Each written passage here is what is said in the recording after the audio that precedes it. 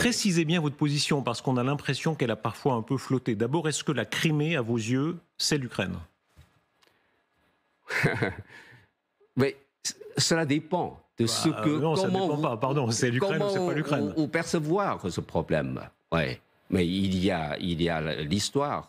La Crimée était tout d'abord, tout au début, à la Russie, n'est-ce pas? C'est Khrouchtchev qui a offert la Crimée à l'Ukraine dans l'époque de l'Union soviétique. Mais pardon, selon le droit international, vous savez bien, c'est l'Ukraine. Selon le droit international, vous pouvez en discuter, le contester, mais c'est l'Ukraine. Sur le droit international, même ces pays ex-Union soviétique, ils n'ont pas le statut,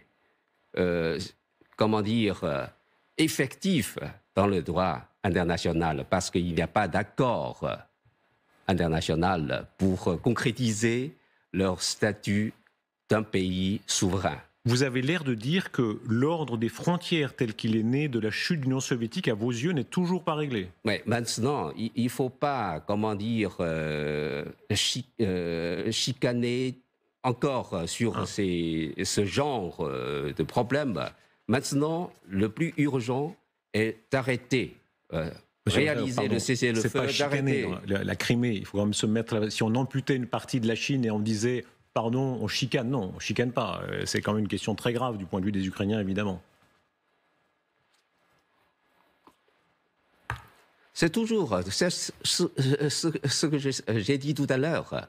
Donc il y a des problèmes, des tenants et aboutissants, n'est-ce pas, sur leur conflit, leur problème.